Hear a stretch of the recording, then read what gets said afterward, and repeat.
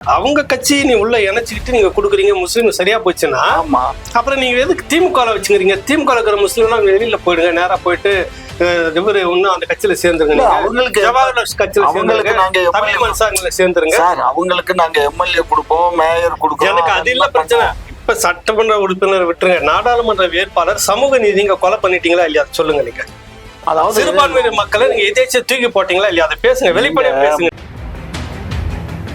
சொல்லுங்க. நீங்க எத்தனை ஜாதி இருக்கு, அத்தனை ஜாதியை நாங்க ஃபுல்ஃபில் பண்ண முடியுமா? 500 சொச்சம் ஜாதி இருக்கு. 500 சொச்சம் ஜாதிக்கு 500 சீட் இருக்குதுங்களா? எம்பில வைக்கிறது 400. அவங்களுக்கு கொடுங்க, அடுத்த முறை இன்னொரு சாதி கொடுங்க. சுழற்சி முறையில் பாருங்க, சட்டமன்றத்துல இருக்குது. உங்க சட்டமன்ற குறிப்பினர் நீங்க இது வரைக்கும் பேசின மீட்டிங்ல உங்க ஐயா தலைவர் கலைஞர் பேசுனதுல எல்லாம்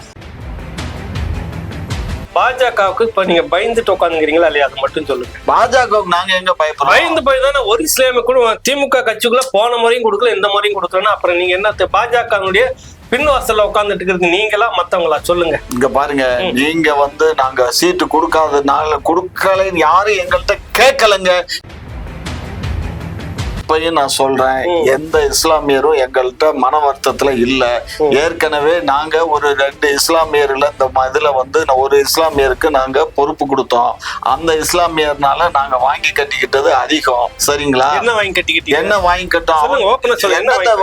அவன் ஏதோ போதை மருந்து கடத்தினதுக்கு எங்களை கழுவி ஊத்துறானுங்களே அத்தனை பேரும். 2Gல நாங்க ஊழல் பண்ணல சார். நீங்க தவறா பேசுறீங்க. நீதிமன்ற தீர்ப்பு என்ன? நீதிமன்ற தீர்ப்பு என்ன? ஊழல் கிடையாது. அப்பீல் போய் வச்சிருக்காங்க. அப்பீல் யாரு? பாரதிய ஜனதா கட்சி அப்பீல் பேருக்கு போட்டு வச்சிருக்கான். மேல்முறையீடு வச்சிருக்காங்க. எத்தனை வருஷம் ஆச்சு மேல்முறையீடு போய்? மேல்முறையீடு போய் எவ்வளவு நாள் ஆச்சு? பேசுறது எனக்கு பிடிக்காத நினைச்சு நியாயமா நீங்க பேசுங்க. என்ன நியாயம் இல்ல? என்ன நியாயம் இல்ல சொல்லுங்க. என்ன நியாயம்? நாரிச்சு இந்தியா முழுக்க ரிசர்வ் தொகுதி போங்க. உங்களுக்கு பேர் சமூக நீதினு வெளியில சொல்லிடாதீங்க, தெரியாதீங்க அந்த மாதிரி. அதாவது நாங்க சமூக நீதி பேசுனா நீங்க சமுத்திரத்தை காட்டுறீங்க, நாங்க சமுத்திரத்தை காட்டினா நீங்க சமூக நீதியை. எந்த சமுத்திரம் இது வரைக்கும் நீங்க காட்டிருக்கீங்க? நாங்க காட்டாத சமுத்திரமா? எந்த மாதிரியா? ஆமா, வேட்பாளர். ஆமாங்க. குக்கு செய்திகள் நேயர்களுக்கு வணக்கம். இன்றைய விவாத நிகழ்ச்சியில நம்மோடு இணைந்திருக்கும் சிறப்பு விருந்தினர்கள் தமிழ்நாடு நாயுடு பேரவை தலைவரும் திமுகவின் மூத்த உறுப்பினருமான முனைவர் காமாட்சி ஐயா அவர்களும், மேலும் ராவணா யூடியூப் சேனலினுடைய ஆசிரியர், மூத்த பத்திரிகையாளர், மரியாதைக்குரிய திரு ஏகலைவன் அவங்க தான் இணைஞ்சிருக்காங்க. இருவருக்கும் வணக்கம். வணக்கம். முதல்ல திரு ஏகலைவன் ஐயா கிட்ட பார்த்து துவங்கலான்னு இருக்கேன். நேற்றைய தினம் திமுகவுடைய தேர்தல் அறிக்கையை வெளியிட்டு இருக்காங்க. அதே போல அவங்களுடைய வேட்பாளர் பட்டியலை வெளியிட்டு இருக்காங்க. எப்படி பாக்குறீங்க? வேட்பாளர்கள் எல்லாம் நீங்க பாத்தீங்களா? எப்படி சமூக நீதி சுயமரியாதைக்கு நாங்க தான் அக்குமா இருக்குன்னு சொல்லி திமுக ஆண்டாண்டு காலமா சொல்லிட்டு வராங்க. வேட்பாளர் பட்டியல் நீங்க எப்படி பாக்குறீங்க? இல்ல, சமூக நீதி காவலர் ஐயா பக்கத்துல இருக்காங்க. சமூக நீதி தாங்கி பிடிக்கிறவங்க, சமூக நீதியினுடைய மொத்த குத்தகை. அதனால ஐயா கிட்ட அந்த கேள்விக்கு பதில கேட்டீங்கன்னா அப்புறம் நான் கிராஸ் பண்ண வசதியா இருக்கும். கேட்டு சொல்லுங்க. திரு காமாட்சி ஐயா, இப்போ நம்ம 21 வேட்பாளர் பட்டியல் கொண்ட அந்த லிஸ்ட நேற்றைய தினம் முதலமைச்சர் அவர்கள் வெளியிட்டு இருந்தாங்க. இதுல நம்ம சிறுபான்மையினர் ஒருவரை கூட பார்க்க முடியலையே. சிறுபான்மையினர் கூட்டணியில சீட்டு கொடுத்துருக்கோம்ல, எங்க கூட்டணியில சீட்டு கொடுத்துருக்கோம். அப்புறம் எங்க கட்சியில நாங்க இருக்கிறதே மொத்தம் 20 தொகுதி தான். 20 தொகுதியில எத்தனை கம்யூனிட்டி இருக்கு? கம்யூனிட்டி பேஸ்டா தான் கொடுக்க வேண்டியிருக்கு. 2வது, தேர்தல் நேரங்கள்ல வெற்றி வாய்ப்பை மனசுல வச்சுதான் நாங்க பண்ண வேண்டியிருக்கு. அதிகப்படியா இப்ப தொகுதி கொடுத்துருக்கிறது யாருக்கு கொடுத்துருக்குன்னு பாத்தீங்கன்னா வன்னிய இன மக்களுக்கு தான் அதிகமான சீட்டு கொடுத்துருக்கு. ஸோ அதுக்கு அடுத்து பாத்தீங்கன்னா நம்ம மற்ற எல்லாத்துக்கும் வெற்றி வாய்ப்புள்ள வேட்பாளர்கள் தான் நம்ம கொடுப்போம் அப்படின்னா அதுலயே சமூக நீதி அடிபட்டு போயிருது. மேலும் வெற்றி வாய்ப்புள்ள வேட்பாளருக்கு தான் நம்ம கொடுப்போம் அப்படின்னா தொகுதி மக்களுக்கு அவங்க நல்ல சேவான்னு சொல்லி எப்படி உத்தரவாதம் கொடுக்க முடியும்? இல்ல, தேர்தல்ல சமூக நீதி பாத்துக்கிட்டு இருக்க முடியாது. தேர்தல்ல ஜெயிச்சு வந்தா தான் சமூக நீதியை பேச முடியுமே தவிர பேசுறதுக்கு அருகதை இல்லாம போயிடும். இல்லையா? அது நீங்க பேசுறது ஒரு அக்கப்போறா இல்ல உங்களுக்கு? எப்படி ஜெயிச்சு வந்த பிற்பாடு நாங்க சமூக நீதியை பார்ப்போம். தேர்தலில் சமூக நீதி இதுக்காக தான் எல்லாம் பாடுபட்டு இருக்கிறான். தேர்தலில் தனக்கு ஒரு அங்கீகாரம் வேணும், உங்களுக்கு இருக்கிற பிரதிநிதித்துவம் எனக்கு வேணும், எல்லாம் ஒன்னா இருக்கணும். அதுக்கு பேர் தான் சமூக நீதின்னு. சமூக நீதி பேசி அரசியல் பண்ணிட்டு இருக்கிற ஒரு கிளையா இருக்கக்கூடிய நீங்க இந்த வார்த்தையை சொல்றீங்க. இல்ல, குறைவான தொகுதி தானே, குறைவான ஓட்டு போறதுக்கு மட்டும் இஸ்லாமியர் வேணும், வேட்புமனு உங்களுக்கு வேட்பாளரா வரக்கூடாது. கூட்டணி கட்சி அவங்க தனியா வச்சிட்டு இருக்கிறாங்க. அவங்க கட்சி நீ உள்ள இணைச்சிக்கிட்டு நீங்க கொடுக்குறீங்க முஸ்லீம் சரியா போச்சுன்னா அப்புறம் நீங்க எதுக்கு திமுக வச்சுக்கிறீங்க? திமுக இருக்கிற முஸ்லீம் எல்லாம் வெளியில போயிடுங்க, நேரா போயிட்டு இவரு இன்னும் அந்த கட்சியில சேர்ந்துருங்க. அவங்களுக்கு ஜவஹர்லால் கட்சியில அவங்களுக்கு நாங்க தமிழ் மன்சார்களை சேர்ந்துருங்க சார். அவங்களுக்கு நாங்க எம்எல்ஏ கொடுப்போம், மேயர் கொடுப்போம். எனக்கு அது இல்ல பிரச்சனை. இப்ப சட்டமன்ற உறுப்பினர் விட்டுருங்க, நாடாளுமன்ற வேட்பாளர் சமூக நீதிங்க கொலை பண்ணிட்டீங்களா இல்லையா சொல்லுங்க. நீங்க அதாவது சிறுபான்மையினர் மக்களை நீங்க எதாச்சும் தூக்கி போட்டீங்களா இல்லையா? அதை பேசுங்க, வெளிப்படையா பேசுங்க. நீங்க மஞ்சக்காமால கண்டு கொண்டு அந்த லிஸ்ட பாத்தீங்கன்னா உங்களுக்கு நாங்க தான் மஞ்சளாவே வந்துட்டோம். மஞ்சளா தான் தெரியும். மஞ்சளா நாங்க தான் உட்காந்து. எனக்கு என்ன தோணுது அப்படின்னா, திமுக வந்து காவி கண்ணுல பாக்குறீங்களான்னு தோணுது. பிஜேபியும் கடந்த நாடாளுமன்ற தேர்தல ஒரு இஸ்லாமிய வேட்பாளர் கூட அறிவிக்கல, நீங்களும் அறிவிக்கல. ரெண்டு பேருக்கும் என்ன வித்தியாசம் கேள்வி வருது. தம்பி அப்துல் ஹக்கீம், ஒரு விஷயம் நான் சொல்லிடுறேன். நான் சொல்ல வர்றது திரும்ப நிறைய முறை நான் பேசிட்டு இருக்கிறதுனாக்கா, இவங்களும் அதாவது திமுக இவங்க எல்லாம் சேர்ந்து இந்த கூட்டணியும் பாஜகவும் வந்துட்டு ஒரு ஒட்டு உறவு அவங்களுக்குள்ள இருக்கு. ஒரு வீடு ரெண்டு வாசல் அப்படின்னு அடிக்கடி சொல்லிட்டு இருக்கிறேன். நீங்க உள்ள ஒன்னா குடும்பம் நடத்திக்கிறீங்க, வாசல் மட்டும் உங்களுக்கு வேற. கடந்த முறையும் நீங்க சிறுபான்மையினர் மக்களினரும் இஸ்லாமிய மக்களை அனாவசியமா கிள்ளுக்கிற மாதிரி தூக்கி போட்டீங்க.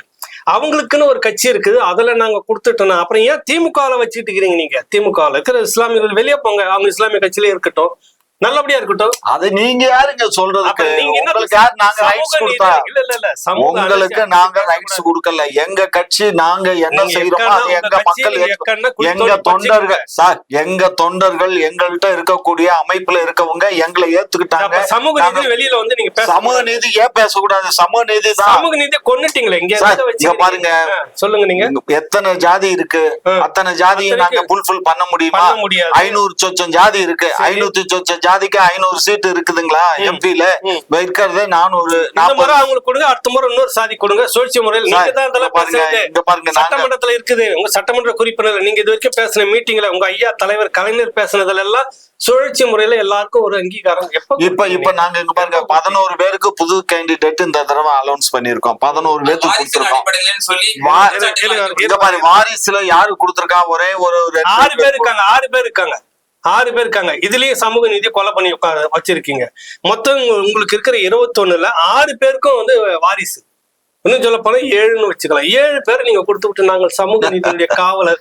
அதாவது நீங்க வெற்றி வாய்ப்பை தான் நாங்க கருத்துல கொள்ளணுமே தவிர ஒரு நாடாளுமன்ற தேர்தல்ல யார நீங்க எங்க பாருங்க, நீங்க எப்படினாலும் இஸ்லாமியர்களையும் பயப்படுறீங்களா? அதை சொல்லுங்க. பாருங்க, இஸ்லாமியர்களையும் கிறிஸ்தவர்களையும் எங்களை விட்டு பிரிச்சிடலாம்னு நீங்க பகல் கனவு காணல. அந்த கனவு நாங்க பகல் கனவு காணல, ராத்திரி கனவு காணல, நடுசாம கனவு காணல. எந்த ஒரு இல்ல தம்பி இயக்கமும் இல்லாம அவங்க செயல்படுறாங்க. இல்ல சரி, இல்ல அவர்களுக்கும் நீங்க பிரதிநிதித்துவம் கொடுக்கலையே. இல்ல நான் கேட்கற ஒரே கேள்விக்கு நீங்க யாருக்கு நீங்க அந்த காலத்துல யாருக்கும் கொடுத்து பார்த்தது? பாஜகவுக்கு இப்ப நீங்க பயந்துட்டு உட்காந்துக்கிறீங்களா இல்லையா? அது மட்டும் சொல்லுங்க. பாஜகவுக்கு நாங்க எங்க பயப்படுறோம்? பயந்து போய் தானே ஒரு இஸ்லாமிய கூட திமுக கட்சிக்குள்ள போன முறையும் கொடுக்கல, இந்த முறையும் கொடுக்கலன்னா அப்புறம் நீங்க என்ன பாஜகவுடைய பின்வாசல்ல உட்கார்ந்துட்டு இருக்கிறது நீங்களா மத்தவங்களா? சொல்லுங்க. இங்க பாருங்க, நீங்க வந்து நாங்க சீட்டு கொடுக்காதனால கொடுக்கலன்னு யாரும் எங்கள்கிட்ட கேட்கலங்க. இங்க பாருங்க, இப்போ நான் சொல்றேன், சேலஞ்ச் பண்ணி சொல்றேன், எங்களுக்கு வந்து கேட்கலையா? இஸ்லாமியர்கள் யாருமே எங்கள்கிட்ட சீட்டு கேட்கல. அதுதான் நான் நீங்க இதெல்லாம் கேட்பீங்கிறதுக்காகத்தான் நான் 2 நாளைக்கு முன்னாடியே அறிவாலயத்துக்கு போன் பண்ணி யாரெல்லாம் பணம் கட்டினாங்க அந்த லிஸ்ட் எனக்கு வேணும்னு சொன்னேன். அந்த லிஸ்ட்ல அனுப்பிச்சு விட்டதுல ஒரு இஸ்லாமியர் கூட ஒரு தொகுதி கூட கேட்கல. நீங்க யோகிராஜ் நீங்க கூப்பிட்டு ஏன்பா நீங்க ஒரு பிரதிநிதித்துவம் கேட்காம உட்காந்துக்கிறீங்களே, தப்பு இருந்தா வச்சுக்கோ, கொடுத்துருக்கணுமா இல்லையா? ஏங்க கேட்காம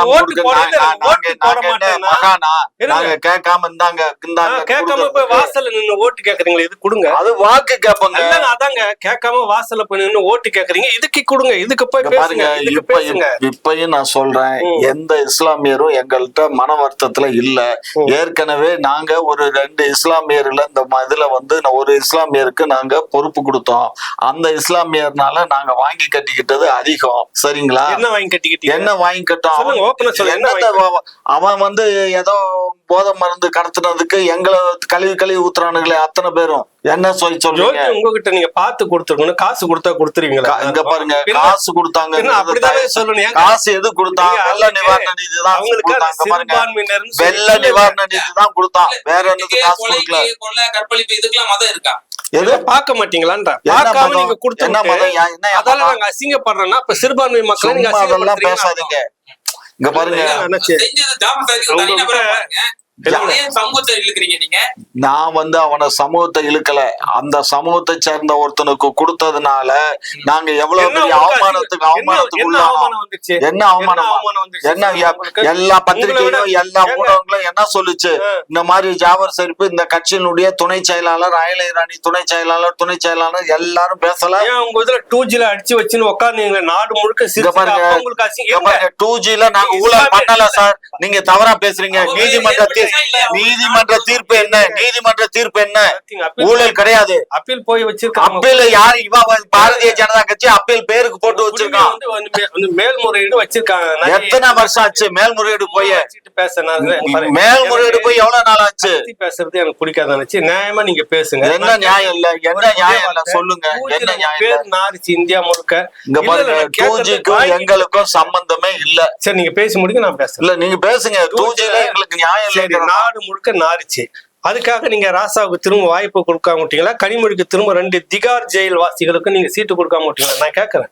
இஸ்லாமிய மக்களுக்குன்னா உங்களுக்கு பேர் நாரி போயிடுது, அவர் பேரு கெடுத்துட்டான், அதனால நாங்க வந்து இந்த முறை கொடுக்கலன்ற காரணம் நீங்க எப்படி சரியா இருக்கும்? இஸ்லாமிய மக்களை நீங்க கொச்சப்படுத்துறீங்களா? அது சொல்லுங்க எனக்கு.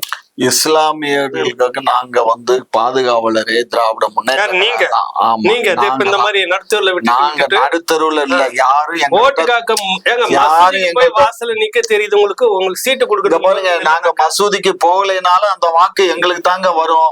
நாங்க தான் அவங்களுக்கு பாதுகாவலர், அவங்களுக்கு காவலர்களே நாங்க தான். அதனால நீங்க அதை பத்தி முதலை கண்ணீர் வடிக்க வேண்டாம்.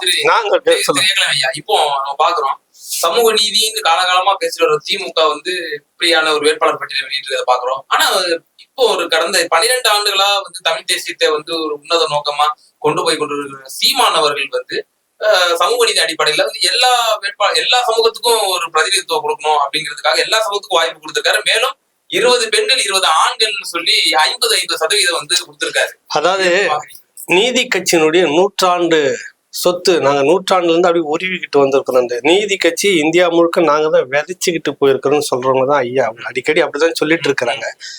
அந்த நீதி கட்சி சமூக நீதி இவங்க கிட்ட இருக்குதுன்னா இல்ல, காலில் போட்டு மிதிச்சுக்கிட்டு கதற கழுத்து மேல காலை போட்டு மிதிச்சுக்கிட்டு நாங்க சமூக நீதினு காவலர், கீழே சமூக நீதி கதறிக்கிட்டு இருக்குது. இந்த பக்கம் இன்னைக்கு 10 வருஷத்துக்கு முளைச்சு நீங்க சொல்லக்கூடிய நாம் தமிழர் கட்சி, அதெல்லாம் ஒரு கட்சியா சொல்லக்கூடிய அந்த கட்சியை வந்து பெண்களுக்கு சரிபாதி கொடுத்துருக்கு. நீங்க 33% வேணாம், 21 பேர்ல கொடுத்துருக்கீங்க. எத்தனை 3 பெண்களுக்கு கொடுத்துருக்கீங்க, சரிபாதி பெண்கள். அடுத்தது வந்து பாத்தீங்கன்னாக்கா பொது தொகுதியில பட்டியல் சமூகத்தை தெற்க ஒருத்தர் வடக்க ஒருத்தர் நிக்க வச்சிருக்கிறாங்க. என்ன அப்புறம் வந்து பாத்தீங்கன்னாக்கா ரொம்ப மைனாரிட்டி சமூகம்னு சொல்லக்கூடியவங்களுக்கு வாய்ப்பு கொடுத்துருக்காங்க. ஒவ்வொரு முறை நீங்க இதை சோதிச்சு நாங்க சமூக நீதியை காத்துட்டோம்னு சொல்லி இருக்கணுமா இல்லையா? அவங்க சொல்லுங்க. சொல்லி இருக்கணுமா இல்லையா? சீமான் அவர்கள் வந்து ஒரு தலித் வேட்பாளர் நிப்பாட்ட வைக்கிறாரு. இப்ப நம்ம என்ன கேள்வி கேட்கிறோம் அப்படின்னா, திருமாவளவன் அவர்களுக்கு கூட நீங்க பொது தொகுதி தர மறுக்கிறீங்க. கடந்த சமூக நீதி 16 சட்டமன்ற தேர்தல் கூட வன்னியர் சொன்னாங்க பொது தொகுதி கேட்கலாமா. நீங்க ஒரு விஷயம் நல்லா புரிஞ்சுக்கோங்க. திருமாவளவனுக்கு 2 தொகுதி தான். கடந்த முறை யாருக்கெல்லாம் எத்தனை தொகுதி கொடுக்கப்பட்டதோ அதே அளவுகோல் தான். அதுல ஒரு தொகுதி பொது தொகுதி வாங்கிக்கோங்க, ஒரு தொகுதி வந்து இந்த தொகுதி வாங்கிக்கோங்கன்னு சொன்னது ரிசர்வ் தொகுதி. அவர் என்ன பண்ணாரு, 2 தொகுதியா இருந்தா எங்களுக்கு 2மே ரிசர்வ் தொகுதி கொடுங்கன்னு அவர் தான் கேட்டு வாங்கிக்கிட்டாரு. இல்ல நேத்து முதலமைச்சர் பேட்டி கொடுக்கும்போது கவனிங்க, பேட்டி கொடுக்கும்போது இதை பத்தி ஒரு பத்திரிகையாளர் கேட்கிறாரு. அதுக்கு வந்து என்ன பதில் சொன்னார் முதலமைச்சர்னா, நாங்கள் இருவரும் பேசிக்கொண்டோம், பேசி முடிச்சிட்டோம், அது முடிஞ்சு போன விஷயம் அப்படின்னு நழுவி போறாரு. நாங்க குடுக்கறதுக்கு தயாரா தான் இருந்தோம். அவர் வந்து ஒடுக்கப்பட்ட சமூகம், நீங்க எல்லாம் பட்டியல் சமூகம், நீ வந்து ஒரு பொது தொகுதி நின்று நான் ஜெயிக்க வைக்கிறேன், நீங்களா சபதம் சார். இங்க பாருங்க, அவர் கேட்டது 3 தொகுதி கேட்டாரு. 3 தொகுதியில ஒரு தொகுதி பொது தொகுதி கேட்டாரு. இவங்க வந்து தலைமை என்ன சொல்லுச்சுன்னா, ஒரு பொது தொகுதியும் ஒரு ரிசர்வ் தொகுதியும் எடுத்துக்கோங்க, நீங்க வந்து எடுத்துக்கிட்டு ஒரு தொகுதி பொது தொகுதியை வாங்கிக்கோங்கன்னு சொன்னாங்க. சரி, இங்க காங்கிரஸ் கூட்டம் இருக்குதா, விடுதலை சிறுத்தைகள் கூட்டம் இருக்கா? சொல்லுங்க. இந்த கூட்டத்தை பத்தி எல்லாம் எங்களுக்கு கவலை இல்ல சார். கூட்டம் வந்து ஓட்டு போடாது. மந்திரி பதவியில போய் உட்கார்ந்து நீங்க பாருங்க, கூட்டம் வந்து ஓட்டு போடாது. எத்தனையோ முறை வந்து கலைஞர்கள் காங்கிரஸ் அவ்வளவு ஓட்டு இருக்குதா? காங்கிரஸ் பாருங்க ஓட்டு இருக்கா, ஓட்டு இல்ல. இங்க பாருங்க, காங்கிரஸ் ஓட்டு எல்லாம் சைலண்ட் கில்லர் மாதிரி சைலண்டா ஓட்டு போடக்கூடிய எங்க போட்டுருக்கிறேன் அதெல்லாம் இருக்கும். இருந்தா நீங்க இங்க பாருங்க போன முறை கொடுத்த 10 தொகுதியில 9 தொகுதி ஜெயிச்சிருக்காங்க. பத்திரிகையில வந்து சார் போன முறை 9-10 தொகுதியில 9 தொகுதி ஜெயிச்சாங்க. ஒரே ஒரு தேனி அது தொகுதி தான் திமுக தோத்து சப்போர்ட்ல போயிட்டாங்க. ஜெயிச்சாங்க. அது யார் சப்போர்ட்டா இருந்தாலும் ஜெயிச்சு வந்தாங்கல்ல. தனிச்சு நின்றா எல்லாரும் அப்படித்தான். தனிச்சு நின்றா எல்லாருக்குமே அது திமுக திமுகவுடைய திருமாவளவன் அவர்கள் கடந்த நாடாளுமன்ற தேர்தல்ல 4.5 லட்சம் வாக்கு தனிச்சு நின்று வாங்கியிருக்காரு சிதம்பரத்துல. உங்க எந்த கூட்டணி இல்லாம யார் சொன்னா? அதெல்லாம் மறந்துடுவீங்க. ஒரு மனசாட்சி வேணாமா? காங்கிரஸுக்கு ஒண்ணுமே இல்லைங்க. செல்வாக்கு கூப்பிட்டு 9 கொடுக்குறீங்க, 10 கொடுக்குறீங்க. இந்த பக்கம் வந்து பாத்தீங்கன்னா விசிகாவுக்கு 2, அதுவும் ரிசர்வ் தொகுதி போங்க. உங்களுக்கு பேர் சமூக நீதினு வெளியில சொல்லிடாதீங்க, தெரியாதீங்க அந்த மாதிரி. அதாவது நாங்க சமூக நீதி பேசினா நீங்க சமுத்திரத்தை காட்டுறீங்க, நாங்க சமுத்திரத்தை காட்டினா நீங்க சமூக நீதியை. எந்த சமுத்திரம் இது வரைக்கும் நீங்க காட்டிருக்கீங்க? நாங்க காட்டாத சமுத்திரமா? இந்த மாதிரியா? ஆமா, வேட்பாளர். ஆமாங்க. ஒரு இஸ்லாமிய கூட சீட் இல்ல. கூட்டணியில இஸ்லாமிய மோடிக்கு பயந்துகிட்டு நீங்க பட்டியல் போட்டிருக்கீங்க. நான் சொல்றேன், இங்க பாருங்க, உங்களுக்கு நடுங்குது. மோடியை கண்டா எங்களுக்கு கை காலெல்லாம் உதறுது. எங்களுக்கு என்னங்க, நாங்க இஸ்லாமிய மக்களை புறக்கணிச்சிட்டு நில்லுங்கன்னு சொல்றாங்க. சொல்லுங்க, நீங்க சொல்லுங்க. மோடியை கண்டு எங்களுக்கு பயம் இல்ல, புரிஞ்சுக்கோங்க. நீங்க எதிர்க்கிறீங்களா? நாங்க 100க்கு 100 மோடியை எதிர்த்துக்கிட்டு தான். எப்ப எதிர்த்தீங்க? எதுல எதிர்த்தீங்க? சொல்லு. எதுல எதுக்கல? இந்த 8 வழி சாலை நாங்க வந்தா விரைவா போறோம்னு இப்ப சொல்றீங்களா?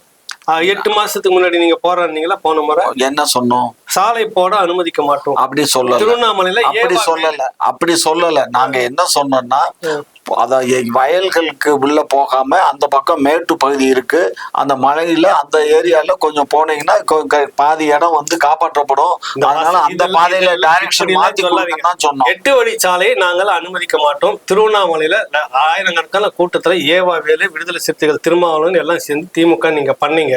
இன்னைக்கு வந்து பரந்தூர் விமானம் நாங்கள் இருக்கும்போது அனுமதிக்க மாட்டோம்னு முன்னாடி சொன்னீங்க. இப்ப பரந்தூர் விமானத்தை நாங்க போட்டே தீர்வோம்னு அதே பொதுப்பணித்துறை மந்திரி இவங்க சொல்றாரு.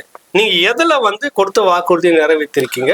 இன்ன வரைக்கும் வந்து அது எல்லாமே மோடிக்கு பயந்து விரைந்து நடவடிக்கை எடுக்க வேண்டும். மோடி இப்ப வந்த உடனே நீங்க தான் கெஞ்சினீங்க, ஐயா சீக்கிரமா மத்திய அரசு திட்டத்தை நடத்தி முடிச்சிருங்க, எங்களுக்கு துட்டு வேணும். கேட்டீங்களா இல்லையா? பேசுனீங்க நீங்க. மந்திரி சொன்னாரு, நான் சும்மா சொல்லல. அதாவது எதுக்கு உங்களுக்கு ஒரு பத்திரிகையாளருங்கிறதுக்கு இந்த புரட்டு வேலையெல்லாம் அதிகமாவே பண்ணுவீங்க. ஏன்னா இல்லாத ஒண்ணுக்கும் நடந்துச்சா இல்லையா? இருங்க. இப்ப வந்து நீங்க இப்ப வந்து மத்திய அரசு திட்டத்தை நீங்க நெறியாளர் நீங்களே சொல்லுங்க தம்பி. மத்திய அரசுடைய திட்டத்தை விரைந்து முடிக்க வேண்டும் பிரதமர்கிட்ட ஸ்டாலின் ஐயா கோரிக்கை வச்சாரா இல்லையா? இது எல்லாம் நீங்க கடந்த முறை இவங்க எதிர்த்தாங்களா இல்லையா? அப்புறம் நீங்க மோடிக்கு பயந்து தானே எல்லா வேலையும் செய்யறீங்க. எங்க நீங்க எதிர்த்தீங்க? இப்ப கையெழுத்து போட்டு முடிச்சுட்டு புதிய கல்வி நம்ம இதை சொன்னாக்கா நம்ம போய் பேசுறோமா?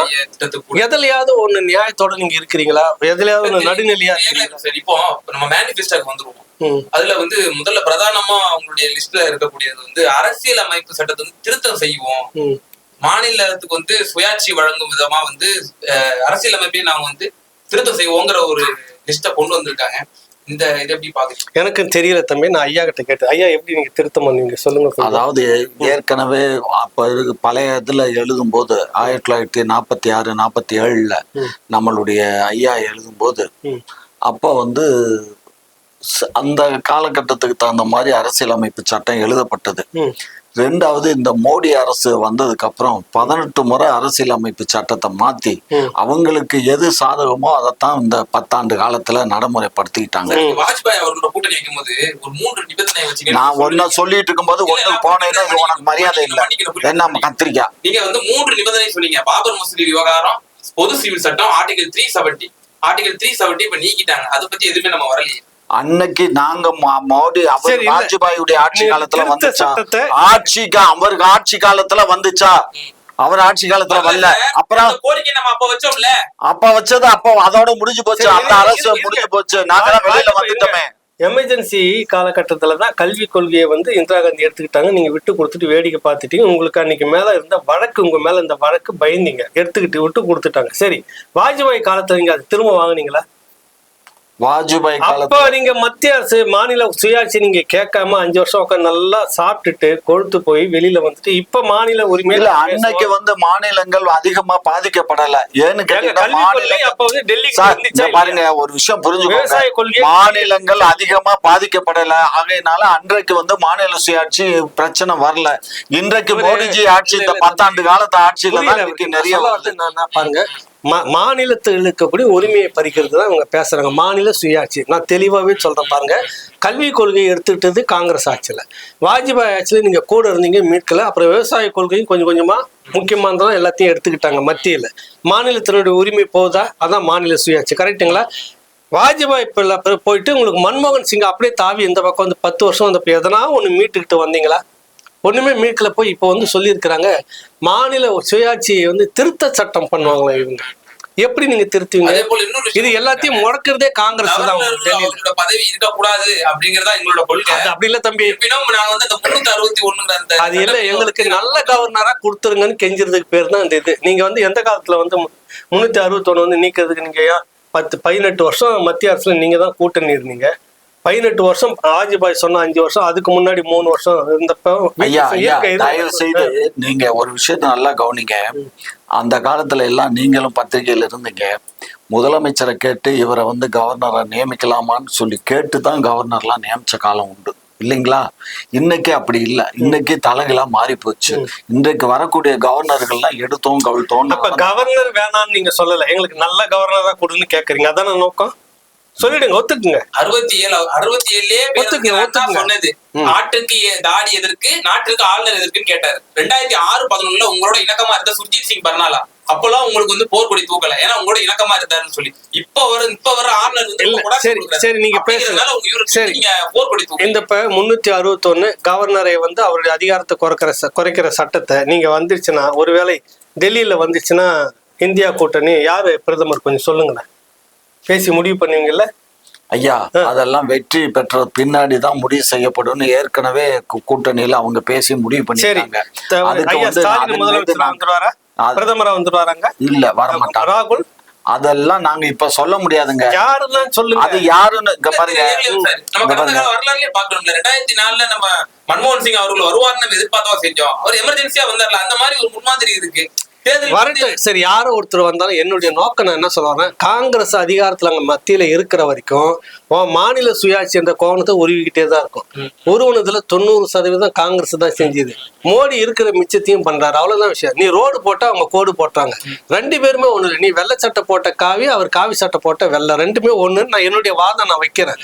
நீங்க வந்து காங்கிரஸ் கூட இருந்துகிட்டு இந்த மாநில கவர்னர் அதிகாரத்துல நாங்க குறைப்போம், ராகுல் சொல்லியிருக்கிறாரா உத்தரவாதம். சரி, அடுத்தது மாநிலத்துக்கு உண்டான சுயாட்சியில நாங்க திரும்பி கொடுத்துருவோம், காங்கிரஸ் சொல்லியிருக்கிறாங்க. உங்களுக்கு இந்தியா கூட்டணியில் இருக்கக்கூடிய எல்லாருக்கும் நாங்க வந்துட்டு மாநில சுயாட்சி காங்கிரஸ் கொடுக்கிறது அப்படின்னு எங்கேயாவது ஒரு மீட்டிங்ல பேசியிருக்கிறாரா? நீங்க பேச வச்சிருக்கீங்களா? சொல்லுங்களேன். கண்டிப்பா செய்ய வைப்போம் ஐயா. நீங்க தயவு செய்து நீங்க அதுல எங்களுக்கு உறுதுணையா இருங்க. மாநில சுயாட்சியை கேட்டு பெறுவோம். கண்டிப்பாக நீங்க ஆமா, மாநில சுயாட்சி இங்க பாருங்க, மாநிலத்துக்கு அதிக அதிகாரங்கள் கிடைக்க தவறும் பட்சத்தில் எந்த அரசு வந்தாலும், எந்த அரசுனா மெஜாரிட்டி அரசு இருந்தா நாங்க ஒண்ணும் செய்ய முடியாது. மைனாரிட்டி அரசுக்கு எங்களுடைய பாதுகாப்பு இருந்து அப்படி அவங்க கொடுக்க மறுக்கும் பட்சம். நீட்டை வந்து எப்படி நீங்க என்ன சொல்லியிருக்கீங்க, அதுல முதல்ல தெளிவா சொல்லுங்க. இல்ல, இப்ப வந்து நாங்க நீட்டை வந்து கண்டிப்பா வந்து எங்களுக்கு வந்து எக்ஸம்ஷன் வாங்கிடுவோம். யாருக்கு? தமிழ்நாட்டுக்கு. எப்படி? அது எப்படின்னு சொன்னா, அதுல வந்து அது ஏற்கனவே அந்த கவர்மெண்ட் இருக்கும்போது ஜெயலலிதா ஆட்சி பீரியட்ல எல்லாம் வந்து எக்ஸம்ஷன் வாங்கித்தான் இருந்தாங்க. அதே மாதிரி இப்ப நாங்களும் எக்ஸம்ஷன் வாங்கிக்கிறோம். எங்களுக்கு வந்து பெர்மனன்டாவே எங்களுக்கு நீட் இருக்கக்கூடாது எங்க மாநிலத்துக்கு. மற்றவங்க விரும்புற மாநிலங்கள் இது வந்து உச்ச நீதிமன்ற சட்டம். பரவாயில்ல, உச்ச நீதிமன்றம் கவர்மெண்ட் வந்து சரி சொல்றது கேளுங்க. 5 பேர் கொண்ட நீதிபதிகள் உட்கார்ந்து பேசி உங்க காங்கிரஸ்ல இருக்கக்கூடிய சிதம்பரம் அவர்களுடைய மனைவியார் அவர்கள் அந்த வழக்காடி பால் ஓவர் எல்லாம் முடிஞ்சு போச்சு, இனிமே எதுவும் பண்ண முடியாதுன்னு அந்த காலகட்டத்துக்கு ஒரு விதிவிலக்கு கேட்டு நிறுத்தி வச்சிருந்தாங்க. ஜெயலலிதா பிறகு வந்து OPS போய் எல்லாம் கையெழுத்து போட்டு முடிச்சிருச்சு. இனிமே நீங்க வந்தாலும் முடியாது. அது இல்லைங்க, மொத்தம் இருக்கிற மாநிலம் எல்லாம் எடுத்து செய்துகிட்டு இருப்பாங்க. தமிழ்நாட்டுல மட்டும் நாங்க வெளியவே நிக்க வச்சிருவோம், அதை நீங்க நடத்த விட மாட்டோம். எப்படி பொருந்து எனக்கு புரியல. கொஞ்சம் பொறுங்க. நாங்க அதுக்குதான் இந்திய அரசியல் சட்டத்தை மாத்தி அமைக்கிறோம்.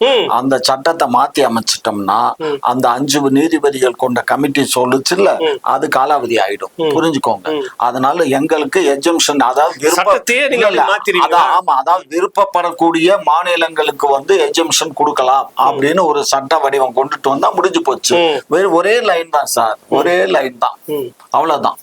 விரும்பாத நீட்டை விரும்பாத மாநிலங்களுக்கு விலக்கு அளிக்கப்படும். சரி, இந்த தேர்தல்ல குடும்ப தலைவர்களுக்கெல்லாம் வந்துட்டு 1000 ரூபான்னு சொல்லி ஓட்டு கேட்டீங்களா?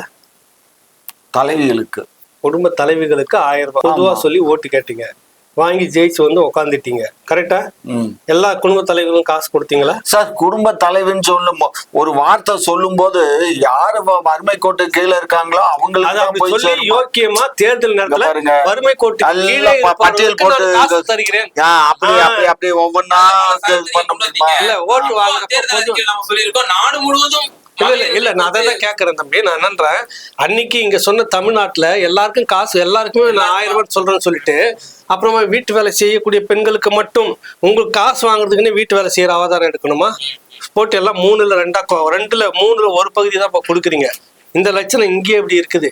இந்தியா முழுக்க இருக்கக்கூடிய குடும்ப தலைவிகளுக்கு காசு இவர் கொடுப்பாரு. எப்படி நீங்க வந்து இந்தியா முழுக்க சொல்ல முடியும்?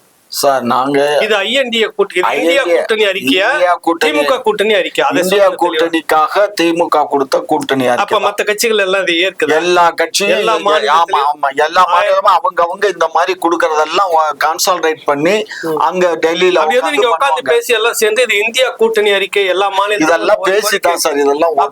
இதெல்லாம் கொஞ்சம் அவங்களுக்குள்ள இதெல்லாம் வெளியில சொல்ல முடியாது. எல்லாம் பேசித்தான் முடிவு பண்ணாம திடீர்னு 500 ரூபாய் நான் நல்ல விஷயம். பெட்ரோலுக்கு வந்து நாங்க 75 80 60 ரூபாய்க்கு கொடுப்போங்கிறத.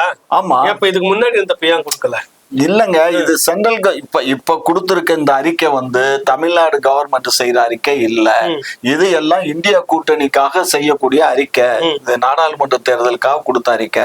நாடாளுமன்ற தேர்தல்ல இந்தியா கூட்டணி வரும்போது இதெல்லாம் நடக்கும். எப்ப நடக்கும்? தேர்தல் முடிஞ்ச முந்தின காலகட்டத்துல வேலையை ஏத்தின்னு வந்ததெல்லாம் யாரு சார்? நீங்களும் பாருங்க, ஒரு விஷயம் நல்லா புரிஞ்சுக்கோங்க. மன்மோகன் சிங் ஆண்டு 10 ஆண்டு காலம் ஆட்சி நடந்துச்சு.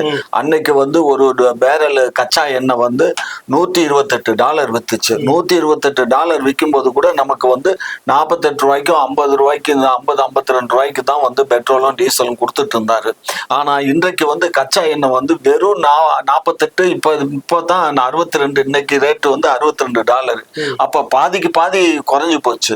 பாதிக்கு பாதி குறைஞ்சும் கூட நம்ம வந்து விலையை கூட்டி கொடுக்குறோம். அன்னைக்கு இருந்த விலையை காட்டிலும் டபுள் மடங்கு விலை கொடுத்து இன்னைக்கு பெட்ரோல் டீசல் வாங்குறோம். எரிவாயு சிலிண்டர் அன்னைக்கு வெறும் 380 ரூபாய் இருந்த சிலிண்டர் இன்னைக்கு 1080 ரூபாய். அதுல இப்ப வந்து 100 ரூபாய் குறைச்சு. கணக்கெல்லாம் கரெக்ட். நீங்க எப்படி வந்து 65 ரூபாய் டீசல், 75 ரூபாய் பெட்ரோல், 500 ரூபாய் சிலிண்டர்னு கொடுக்க சாத்தியமே இல்ல. கொடுப்போம் பொய்யா சொல்லி மானியம் கொடுக்கறீங்க. நீங்க அதையே நம்ம இன்னும் நடைமுறைப்படுத்துறேன். பொய்யா கொடுப்போம். இப்ப எங்க பாரு, 1 லட்சம் ரூபாய் எங்க ராகுல் காந்தி என்ன சொல்லியிருக்காங்க? 1 லட்சம் ரூபாய் ஒவ்வொரு மகளிருக்கும் கொடுப்போம் சொல்லியிருக்காரு. ஏழைப்பட்ட மகளிருக்கு 1 லட்சம் ரூபாய் கொடுப்போம் அப்படின்னு சொல்லியிருக்காரு. கண்டிப்பா அது 1 லட்சம் ரூபாய் அவர் ஆட்சிக்கு வந்த. ஏன்னா இப்ப ஆந்திரால இப்ப அவர் ஆட்சிக்கு வந்த உடனே தடாலடியா எல்லா ரேட்டுமே அவங்க என்ன தேர்தல் அறிக்கையில கொடுத்தாங்களோ எல்லாமே செஞ்சுக்கிட்டு இருக்காங்க. யோசிச்சு பாருங்க, இப்ப தெலுங்கானால நடக்குது இல்ல? அது மாதிரி நாங்க எங்க ஐஎன்ஏ கூட்டணி வந்ததுதான், இந்தியா கூட்டணி வந்தா உறுதியா இதெல்லாம் செய்யப்படும். இப்ப திமுக மேனிபெஸ்டோ பாக்குறோம், கடுமையா வந்து பாரதிய ஜனதாவுடைய கொள்கையை தானே எதிர்த்து அவங்க கொடுத்திருக்காங்க. உதாரணமா சிஏ சட்டமா இருக்கட்டும், பல விவகாரங்கள், நீட்ல இருந்து எல்லா விவகாரத்திலயும் வந்து திமுக வந்து பாரதிய ஜனதாவோட அகைன்ஸ்டான ஸ்டாண்ட் தான் நிக்குது. நீங்க எப்படி சொல்லலாம்? ஓட்டு வாங்குறதுக்காக அப்படி பேசுவாங்க தம்பி. உங்களுக்கு வந்து இது வழக்கமா இவங்க இப்படிதான் எந்த காலத்திலும் நேர்மையா நடந்து நேர்மையா சொல்லி ஓட்டு கேட்டதா இவங்களுக்கு சரித்திரமே இல்லை. 67ல முத அன்னைக்கு சொன்ன அந்த அழிச்சாட்டிய பொய் பித்தலாட்டம் இன்ன வரைக்கும் இருக்குது. ஏழை பங்காளினின் பங்களாவை பாருங்கன்னு காமராஜ் ஐயா அவர்கள் இருந்த வாடகை வீட்டை எடுத்து போட்டு பாத்தியா சம்பாரிச்சிட்டார் ஊழல் பணத்துலன்னு போட்டு பிரச்சாரம் பொய்யா சொல்லி பிரச்சாரம் பண்ணி ஓட்டு கேட்டு வாங்கினது. பிறகு வெக்கமே இல்லாம அதே தங்கிட்டு இருந்தது வாடகை வீடுன்னு அரசு செலவுல வாங்கி அது நினைவே இல்லாம மாத்துறதே இவங்க தான் மாத்துறாங்க. மன்னிப்பு கேட்கவே இல்லை. கடைசி வரைக்கும் நாங்க பொய்ய சொல்லி பிரச்சாரம் பண்ணிட்டோம் பெருந்தலைவர் மேல. அன்னைக்கு சொன்ன பொய் பித்தலாட்டம் அப்படியே வந்துட்டு இது வரைக்கும் சொன்னதுல என்ன நிறைவேற்றி இருக்கிறாங்க? என்ன சொல்லுங்க நீங்க. என்ன நீங்க 3.5% இடஒதுக்கீடு கொடுத்துட்டாங்க, உள் ஒதுக்கீடு. இப்ப கர்நாடகால பாத்தீங்கன்னா காங்கிரஸ் கவர்மெண்ட் கொடுத்துச்சு. பிறகு பாரதிய ஜனதா வந்த உடனே அந்த சட்டமே குவாஷ் ஆகுதுங்கிறத பாக்குறோம். இப்ப அந்த அளவுக்கு வலுவான ஒரு இதை கொடுத்துருக்காருல்ல கலைஞர் அவர்கள். கொடுக்கலன்னு நம்ம ஒட்டுமொத்தமா புறக்கணிச்சிட முடியாதுல்ல. இல்ல நீங்க அதை செய்யறது இந்த விஷயங்களை தமிழகத்துல தானே 69% இடஒதுக்கீடு இருக்கு. அது செல்வி ஜெயலலிதா அவர்கள் இருக்கும்போது எடுத்த முயற்சி கலைஞர் தானே. அது இல்ல முன்ன எடுத்ததுன்னு இல்ல, முழுக்க ஜெயலலிதா இருக்கும்போது தான் அதை பிடிவாதமா போட்டு பண்ணது. இவர் எல்லாத்தையும் கொண்டு வந்து நீதிமன்றத்துல நிறுத்தி காவிரி பிரச்சனை இருக்கட்டும், என்ன முல்லை பெரியார் பிரச்சனை இருக்கட்டும், எல்லாத்துலயும் துரோகம் பண்ணதுதான் இவங்க. அதுக்கு நிறைய வந்து வரலாற்று உண்மையெல்லாம் இருக்குது. காவிரி பிரச்சனையில இவங்களுக்கு தெரியும், இவங்களுக்குலாம் ரொம்ப சீனியர். விவசாயிகளை யார்? முரசொலி மாறன், அவரு ஜி.கே. வாசன் இருக்கிறாருல, அவருடைய அப்பா மூப்பனாரு, இன்னொரு 4 பேர் இருங்க, 4-5 பேர்லாம் சேர்ந்து விவசாயிகள் சொல்லிட்டு இந்த காவிரி இஷ்யூக்காக ஒரு வழக்கு போட்டோன்னே இந்திரா காந்தி வந்து கேட்டுக்கிட்டாங்கன்னு சொல்லாம கொள்ளாம வித்துட்டா பண்ணி துரோகம் பண்ணது இவங்க. அங்க தொடங்கின துரோகம் இன்னும் இருக்குதுன்ற. நீங்க செய்யறது வந்து தம்பி, முடி வளரும், அது அதனுடைய இயற்கை. நாங்க முடிய வளர்த்துட்டோம் சொல்லிட்டு இருந்தீங்கன்னா என்ன அர்த்தம்? செய்ய வேண்டியது மக்களுக்கு ஏதோ ஒண்ணு நீங்க செய்துட்டு அதை நான் செய்தேன்னு கொடுத்த வாக்குறுதியில 90% நீங்க கோட்டை விட்டுருக்கீங்க. 1000 ரூபாய் கொடுத்துட்டு பெருசா பேசிங்கிற தங்கத்துக்கு தாலி எவ்வளவு? அரை பவுன் இன்னைக்கு இருந்தா 25,000 ரூபாய் மதிப்பு. 25,000 ரூபாய் நிறுத்திட்டீங்களா? 1000 ரூபாய் கொடுத்துட்டு சொல்லி காட்டுறீங்களே நீங்க. எப்படி லேப்டாப் எவ்வளவு இருக்கு? லேப்டாப் எவ்வளவு மதிப்பு? 15,000-20,000. 10,000 கூட வைங்க, குறைச்சல நிறுத்திட்டீங்களா? இந்த பக்கம் ஒண்ணு 100 ரூபாய் 1000 ரூபாய் கொடுத்துட்டு மகளிருக்கு நாங்க போயிருந்தோம், மகளிருக்கு பேருந்து என்ன நீங்க பண்ணிருக்கிறீங்க சொல்லுங்க. ஒரு பக்கம் ஏமாத்துறது தெரியல. நீங்க சொல்லி உங்களுக்கு என்னன்னா, இவங்களுக்கு பிரச்சாரம் பண்றது மட்டுமே. நம்ம திமுக மேல அவதூறு சொல்றோம்னா இல்ல.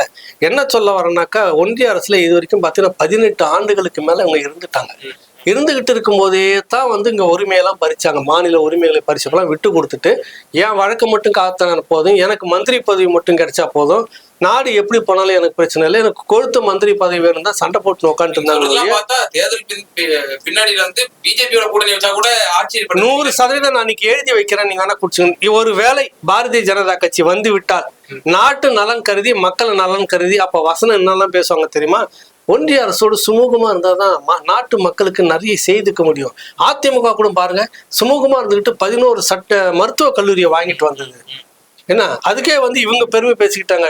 டிஆர் பாலு மருத்துவ 11 மருத்துவக் கல்லூரியில வெள்ளி தட்டுல வச்சு எங்களுக்கு கொடுத்தது பாரதிய ஜனதா கட்சி. இப்பதானே நீங்க பேசுனீங்க, பாராட்டினீங்கல்ல. தேர்தல் வந்துட்ட உடனே ஓட்டு வாங்குறதுக்கு ஏன் அகைன்ஸ்ட் மாதிரி காட்டுறீங்க? வாங்கோன்னு இப்ப கேலோ விளையாட்டுக்கு போய் கூப்பிட்டுட்டு வந்தீங்கல்ல, பெட்ரோமாஸ் லைட்டே தான் வேணும் ஞாபகம் உட்காந்துட்டு இருந்தீங்க. பிரதமர் அவர் தான் அவங்களுக்கு நிதியை கொடுக்கல, மழை காலத்துக்கான நிதியை கொடுக்கல, நீங்க மற்ற நிவாரண நிதி கொடுக்கல, புறக்கணிக்கிறாரு. நீ புறக்கணிச்சுட்டு போ. ஏன் அவரே தான் வரும்னு இப்ப உட்காந்துட்டு இருந்தீங்க டெல்லியில? நோக்கம் என்னன்னா தேர்தலுக்காக வேண்டி நீங்க இந்த வேஷம் போடுறீங்க. இல்ல தேர்தலுக்காக தான் இந்த வேஷம் போடுறீங்க. சும்மா இதெல்லாம் ஒரு வெத்து அறிக்கை தான். இதெல்லாம் நீங்க தேர்தல் பின்னாடி கூட பிஜேபி கூட்டணி வச்சா கூட அது சந்தேகப்படுறதுக்கு இல்லை, ஆச்சரியப்படுறதுக்கு இல்லைன்ற. அதாவது ஒரு பழமொழி சொல்லுவான், அழகான பொண்டாட்டியை கட்டிட்டான்னா அந்த பொண்ணு யாரு கூடயாவது அடுத்தவங்க கூட பேசுனா அந்த கணவன் சந்தேகப்படுவானா. அது மாதிரி நாங்க திராவிட முன்னேற்ற கழகம், நாங்க யாரு கூட சாதாரணமா பேசினா கூட எங்களை சந்தேக கண் கொண்டு பாக்குறது தான் இந்த நாளாந்தர அரசியல்வாதிகளுக்கு பழக்கமா போச்சு. அந்த அரசியல்வாதி தான்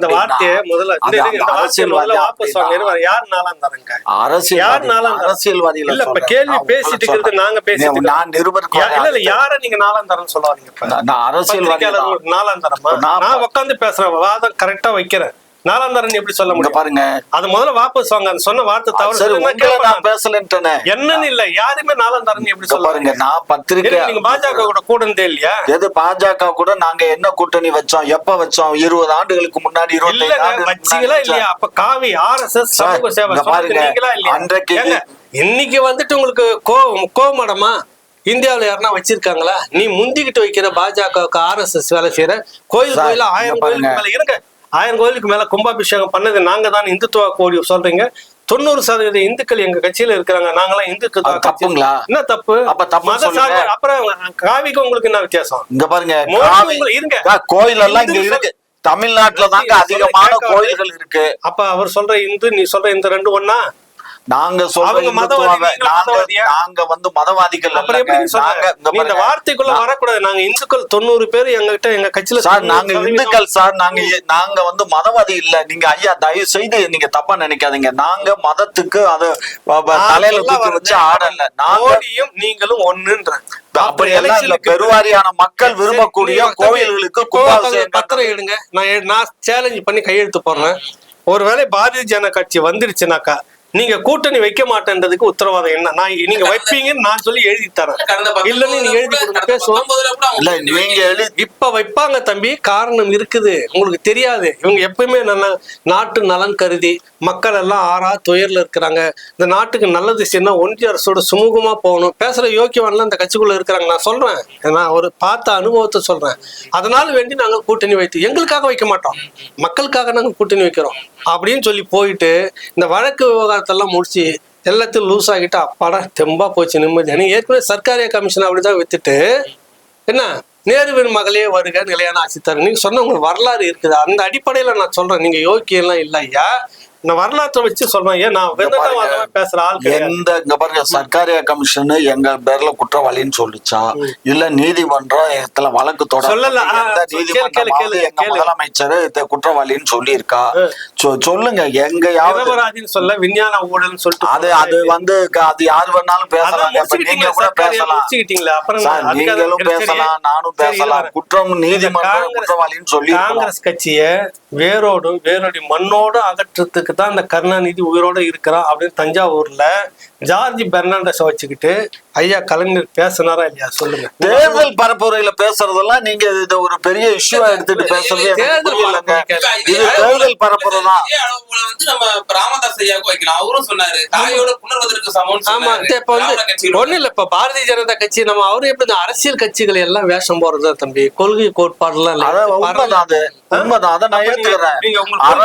சார், அரசியல்ல வந்து வெற்றி பெறதுதான் எங்களுடைய கொள்கையை தவிர அதுக்காக வந்து கொள்கையை பாஜக கூட கூட்டணி இல்ல சார். நீங்க எழுதி தரேன், நீங்க நான் பத்திரமே பதிவு பண்ணி தரேன் சார். என்னுடைய சொத்தை வேணா சேலஞ்ச் பண்ணி எழுதி தரேன் சார். தம்பி குறிச்சுக்குங்க, ஒருவேளை மெஜாரிட்டி பாஜக வந்துருச்சுன்னா திமுக உள்ள இல்ல இருக்குதா இல்லையான்னு பாருங்க. திமுக நிறைவான பார்வை, குறிப்பா இப்ப சமூக நீதி நம்ம பாயிண்ட்டுக்கு வந்துட்டோம். அதுல வந்து சாதிவாரி கணக்கெடுப்பை வந்து நாடு முழுவதும் எடுக்க ஒன்றிய அரசுக்கு நாங்க வலியுறுத்தோம் அப்படின்னு சொல்லி இந்த மேனிஃபெஸ்டோல கொடுத்திருக்காங்க. மேலும் இந்த பொது சிவில் சட்டம், இந்த ஒன் நேஷன் ஒன் எலெக்ஷன் இதெல்லாம் ரத்து செய்யப்படும் அப்படின்ற விஷயம் சொல்லியிருக்காங்க. நிறைவான பார்வை எல்லாத்தையும் அடிச்சு விட வேண்டியதான். கேள்வி எல்லாம் கேட்கறத மக்கள் வந்து ஏமாந்த அவங்களுக்கு ஞாபகம் வருது மக்கள் எல்லாருக்குமே. பழைய புளிச்சு போன கல்லை எடுத்து திரும்ப ஒரு புது மொந்தையில வந்து ஊத்தி அந்தாங்கன்னு மக்கள்கிட்ட கொடுக்குறது. இதே காலங்காலமா ஊசி போனது புளிச்சு போனது கூட இல்லை, அது ஊசி போன கல் எடுத்து புது மொந்தையில வச்சு நீங்க சொல்லி ஒரு பாவலா காட்டிட்டு இருக்கிறது அங்க நடக்குது. நீ வந்து சொல்ற இந்த கோரிக்கைலாம் எப்படி சாத்தியமாகும்? போல அது யதார்த்தத்துல நீங்க சொல்லணும் இல்ல, சொல்லு எப்படி நீங்க இதை வந்து எப்படி செய்ய போறீங்க? கூட்டணி அளவில் தேசிய அளவுல இந்தியா கூட்டணி ஆட்சி அமைக்கும் பட்சத்துல வந்து திமுக அதுல அங்க அமைக்கும் பட்சத்துல அது நடைமுறைப்படுத்துவோம் அப்படின்னு சொல்லி என்ன நடைமுறைப்படுத்துங்க? என்ன படுத்துவீங்க? ஒரே நாடு ஒரே தேர்தல் ரத்து செய்யப்படும், அதே மாதிரி பொது சிவில் சட்டம் அமல்படுத்தப்படாது, நீட் தேர்வு எங்களுக்கு எக்ஸம்ஷன் கொடுக்கப்படும், அதே மாதிரி ஐயா சொன்ன மாதிரி. அது மாதிரி இப்ப இன்னொன்று குறிப்பிட்டிருக்காரு இல்லையா, அப்போ சாதிவாரி கணக்கெடுப்பு. ராகுல் காந்தி அவர்கள் ஒவ்வொரு மாநிலத்திலயும் வந்து பிரச்சாரம் சொல்ல வர என்னன்னா, நீங்க ஒரு முதலமைச்சர் ஐயா, கோயிச்சுக்க கூடாது, தமிழ்நாட்டு முதலமைச்சர். நீங்க என்ன சொன்னீங்கன்னா உடனே கோவப்பட்டுறீங்க. அப்புறம் மஞ்சள் துண்டு நீங்க போட்டுட்டு எங்களுக்கு மஞ்சள் கண்ணுன்றீங்க. அதான் கொடுமை. பாருங்க, பக்கத்துல 4-5 மாநிலத்துல இந்தியாவுக்குள்ளார ஸ்டேட்ல சாதிவாரி கணக்கெடுப்பு நீங்க தான் சமூக நீதி பேசுனீங்க இந்தியாவுக்கு முன்னாடின்றீங்க. உங்களுக்கு முன்னாடி ஒருத்தர் துணிஞ்சி சமூக நீதி கணக்கெடுப்பு நியாயம் தான் சொல்லிட்டு சாதிவாரி கணக்கெடுப்பு எடுத்து யாராவது பீகார் உள்ளிட்ட ஆந்திரா உள்ளிட்ட எல்லாமே கணக்கு வழக்கு எடுத்துட்டா. அவங்க முதலமைச்சர் தானே, நீ மட்டும் ஏன் நொண்டி அடிக்கிறீங்க? மத்திய அரசு தான் எடுக்கணும், இது வந்து ஃபோர்ஜரி இல்லை. அதானே சொன்னேன். இப்ப வந்து நம்ம ஊடகவியாளர் சொல்றது வந்து ஏத்துக்க முடியாதது என்னன்னு கேட்டீங்கன்னா, இந்திய அரசியல் அமைப்பு சட்டத்துல வந்து ஜாதி வாரி கணக்கெடுப்பு யார் எடுக்கணும்னு இருக்குன்னா ஒன்றிய அரசு எடுக்கணும். எதுக்காக ஒன்றிய அரசு எடுக்கணும்னா, அவங்க எடுத்தா தான் ஜாதி அடிப்படையில அவங்களுக்கு இடஒதுக்கீடு செய்து தரப்படும். மாநில அரசுக்கு அந்த அதிகாரம் கிடையாது. மாநில அரசு வந்து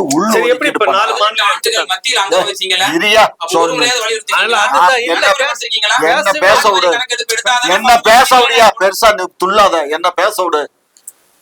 மாநிலத்துல நாங்க எடுத்தோம்னு சொன்னா இங்க ஜாதிவாரி கணக்கெடுப்பு எடுத்து உள் ஒதுக்கீடுக்கு தான் அது உயர்ப்படும். ஏற்கனவே உள் ஒதுக்கீடு வந்து இப்ப 10.5% வன்னிய இன மக்களுக்கு கொடுத்தத இன்னைக்கு சுப்ரீம் கோர்ட்டு ஒரு கொட்டு வச்சு அதை நிறுத்தி பிடிச்சு. சரியா? ஆகையினால இது உபயோகப்படாது. அதனாலதான் இந்திய அரசு ஒன்றிய அரசு அதை தான் எடுக்கணுங்கிறது. அதான் ராகுல் காந்தி நாங்க ஆட்சிக்கு வந்த உடனே எடுப்போம்னு சொல்றாரு.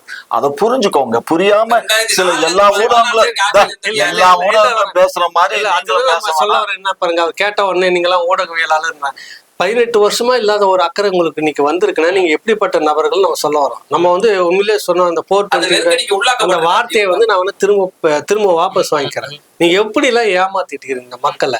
அன்னைக்கு இல்லாத அக்கறை இன்னைக்கு வந்துட்டோன்னு நாங்க செய்துறோம் சாதி வாரிக்கான ஒன்ன மாதிரி இருக்கக்கூடிய 4 முதலமைச்சர் எடுத்தது. அப்போ வந்து அவங்க எடுத்தவங்க வந்து தவறான ஆட்களா சொல்லுங்க. அவர்களும் அதிகாரத்துக்கு உட்பட்டவங்க தான். அப்புறம் எப்படி அங்க சாத்தியமாகுது உங்களுக்கு சாத்தியம்? நான் மத்திய அரசை தான் கேட்டுட்டு இருப்பேன். இல்ல அவங்க கொடுக்கலங்க. ஐயோ தயவு செஞ்சு இங்க பாருங்க, நீங்க புரிஞ்சும் புரியாம பேசாதீங்க. உங்களுக்கு தெரியாத விஷயம் கேளுங்க. எப்படி அவங்க ஒதுக்கி மாநில அரசு என்ன பண்ண முடியும்? அவங்க என்ன பண்ண முடியும்னு செய்துகிட்டு இருக்கிறாங்க. என்ன நடைமுறைப்படுத்துறாங்க? சட்டமன்றத்தில் தீர்மானம் போட்டு என்ன பண்ண முடியும்? பீகார்ல வந்து அறிவிச்சிருக்காங்க 2 லட்சம் ரூபாய் அவங்க அறிவிச்சிருக்காங்க. இதுல வந்து இங்க பாருங்க திட்டங்கள் அறிவிச்சிருக்காங்க. அதிகாரம் இருக்குது சட்டமன்றத்துல. கவர்னருக்குலாம் காத்து இருக்கணும்னு ஒரு அவசியமும் கிடையாது. முதல்ல போட்டு தீர்மானம் நிறைவேற்றி கவர்னருக்கு அனுப்புறீங்க. கவர்னர் அதை கண்டுக்காம வச்சிட்டு இருக்கிறாருன்னா திரும்ப அமைச்சரவை கூட்டி ஒரு அரசாணை வெளியிடணும். அது மாதிரி அதிமுக அரசுல அரசாணை வெளியிட்டதுதான் பாட்டாளி மக்கள் கட்சிக்கு உள் ஒதுக்கீடு 10.5 இந்த விஷயங்கள்லாம் அரசாணைன்னு ஒண்ணு இருக்குது. சட்டம் 166 ஏன் ஏதோ ஒரு பிரிவுன்னு சொல்லலாம். அந்த மாதிரி அவங்க எல்லாமே செய்துட்டு இருக்காங்க. நீங்க உள்ளொதுக்கீடு தாங்க ஐயா, அது உள்ஒதுக்கீடு இல்ல. இது விட்டுருங்க. பொதுவாகவே புதிய சாதி கணக்கெடுப்பின் அடிப்படையில் இந்த மாநிலத்தில் இந்த நடைமுறை கொண்டு படுகிறதுன்னு ஒரு அரசாணை வெளியிடுங்க. அரசாணை போட்டாலும் செல்லாது. மாநிலத்தினுடைய அதிகாரம் இருக்கிறது, இருந்தாலும் அது செல்லாது. அந்த மாநிலத்துக்கு தான் செய்துட்டு இருக்காங்களே. சரி செல்லாதுங்க ஐயா. அதை தயவு செஞ்சு நல்லா டீப்பா அதுதான் உங்ககிட்ட இல்ல. நான் நிறைய மாநிலத்துல பண்றது நான் நிறைய அந்த சட்ட வடிவ நான் வந்து நம்ம திரு அண்டே வந்து எனக்கு ஒரு புக்கு தமிழ்லயே போட்டு கொடுத்துருக்காரு. அதுல நிறைய இந்த விஷயங்கள்லாம் வருது. நான் பல முறை படிச்சுட்டேன்.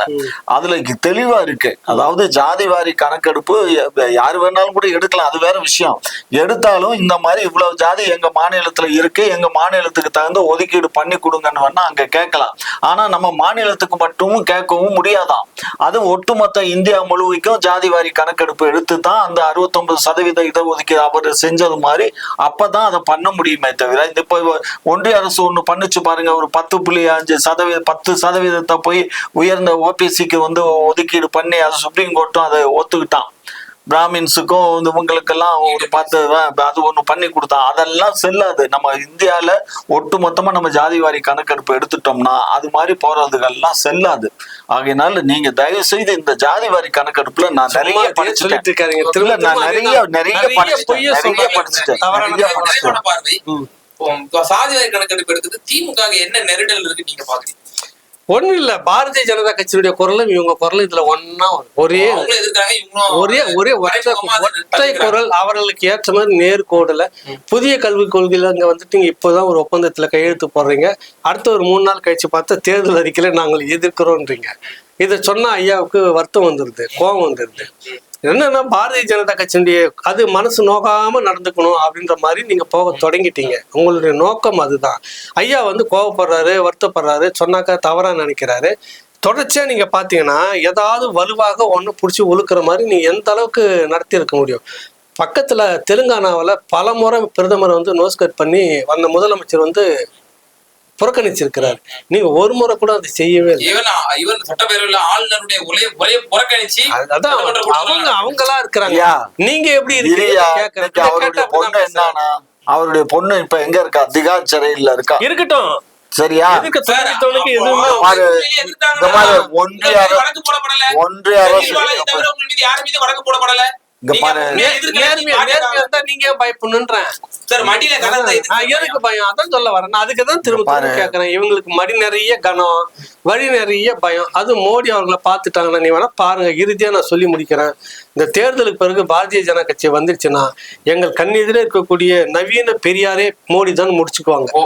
திரு காமாட்சி நிறைவான பரிசுங்கமா ஒரு வரியில என்னத்தை நீங்க கேட்டுவிட்டீங்க. இதுக்கு போய் நான் நிறைவா ஒரு செய்தி, ஒரு விஷயம் நல்லா புரிஞ்சுக்கோ. இப்ப கொடுத்திருக்கக்கூடிய இந்த தேர்தல் அறிக்கை நாடாளுமன்றத்துக்காக மட்டுமே. இது நாடாளுமன்றத்துல என்ஐஏ கூட்டணி வந்து ஜெயிச்சு வந்த உடனே எங்களுடைய இந்திய கூட்டணி கண்டிப்பாக இந்த விகைகளெல்லாம் நிறைவேற்றப்படுங்கிறதுல எந்த விதமான மாற்று கருத்து இல்லை. கண்டிப்பா இந்த தடவை இந்தியா கூட்டணி வந்தே ஆகணும். நம்ம நாடாளுமன்ற எம்பிக்கள் கேள்வி பதில் நிகழ்ச்சியில உட்கார்ந்தாலே பெரிய விஷயமா இருக்கு சார். அதுலயே கூட வாட் அவுட் பண்ணிடுறாங்க சார், தார்மீகமே இல்லாம. யார் சொன்னா? சார் கடந்த செஷன்ல கூட நிதி அமைச்சர் வந்து எதிர்கொள்ள தயாரா இருக்கேன், வாங்க உட்காருங்கன்றாங்க. அவ்வளவு எம்பிக்களும் வந்து வெளிநடப்பு செஞ்சுட்டு அந்த போறாங்க. அம்மா என்னத்த பேசுறா? ஏதாவது உருப்படியா ஏதாவது பேசி இருக்கணும். உங்க அப்பா வீட்டு காசா சரி, மோத்தா வீட்டு பேசல. காசான்னு நீங்க பேசுறா. பேசுங்க, அந்த உட்கார்ந்து பொம்பளைகிட்ட போய் உருப்படியா? என்ன பேச? நீங்க கொஞ்சம் உட்கார்ந்து பேச விட்டா தானே சார் நாங்க பேச முடியும். நாங்க எங்க பேசுறது? நாங்க அதான் வாக் அவுட் பண்றோம். வேற அதாவது ஒண்ணும் இல்ல சார். இவ்வளவு நாள் இப்ப சட்டமன்றத்துல பிரதமர் எத்தனை நாள் பார்லிமெண்ட்டுக்கு வந்தாரு சொல்லுங்க? பார்லிமெண்ட்டுக்கு இந்த பிரதமர் எத்தனை தடவை வந்தார்? இந்த நேரத்துக்கு ஓடி போயிட்டாரு வெளியூருக்கு, இங்க பூடானுக்கு போயிட்டாரு, இங்க இல்லப்பா. சோ அதனால அவர் பிரதமருங்கிறவர் வந்து மன்மோகன் சிங் எவ்வளவு காலம் சரியில்லாத பிரதமரை நாங்க வந்து வாங்க வாங்கன்னு போய் கூப்பிட்டுட்டு வருவோம். இங்க உட்காந்து ஒரு நிகழ்ச்சியில கலந்துட்டு அடுத்த நாளே போயிட்டு உட்காந்து நன்றி சொல்லுவோம். என்ன அது நான் அப்புறம் என்ன பேசுறது? இதுக்கு மேல இவங்களை இவ்வளவும் சரியில்லாத பிரதமரு, இந்த பிரதமரை புறக்கணிக்க முடியாது. ஒன்றிய அரசா எப்படிங்க நம்ம புறக்கணிக்க முடியும்? என்ன பேசுறீங்க? உங்களுக்கு தெரியாத விஷயமா? மாநிலம் வந்து என்ன எத்தனை மாநிலத்துல என்ன புறக்கணிச்சாங்க? நீங்க மட்டும் வாங்க வாங்க தெலுங்கானா முதலமைச்சர் திட்டமிட்டு அவரை வந்து புறக்கணிச்சார். சந்திரசேகர் ராவ் இங்க பாரு பாஜகவை எந்த காலத்திலயும் இவங்க வந்து எதிர்க்கவும் முடியாது. இப்ப கருப்பு பலூன் வித்தவங்க கூட கைது பண்ணுவாங்கன்ற நிலைக்கு வந்து நிக்கிறாங்க. அவ்வளோ தாங்கி பிடிக்கிறாங்க பிரதமர் மோடியை. கூட்டணி கட்சிகளே கைது பலூனை பறக்க விடுறதுக்கு இவங்களுக்கு கொதிச்சுட்டு வருது கோபம். நீங்களும் கடந்த முறை சேர்ந்துட்டு பலூன் எல்லாம் சேர்ந்து பறக்க விட்ட ஆள் தான். இப்ப வாங்கலாம்னாக்கா ஐயோ அதெல்லாம் வேணாம்னு சொல்லிட்டு பலூனே பதுக்கிட்டீங்க. அவ்வளோ லட்சணத்துல இருக்கிறீங்க. இதுல மேற்கொண்டு பேசுறதுக்கு எதுவும் இல்லை. ஐயா வந்து சமூக நீதி காவலர். இனி வரும் காலத்திலாவது இந்த இஸ்லாமிய மக்களுக்கு ஒரு நேர்மையா இல்ல அவங்களுக்கு ஒரு தொகுதி நம்ம கட்சிக்குள்ள இருக்கிற இஸ்லாமியனுக்கு கொடுக்கணும் அப்படின்னு முடிவெடுத்துட்டு சமூக நீதி காத்தாங்கன்னா நல்லா இருக்கும். நன்றி, வணக்கம். உங்களுடைய இருவருடைய கருத்தை பகிர்ந்தமைக்கு ரொம்ப நன்றி.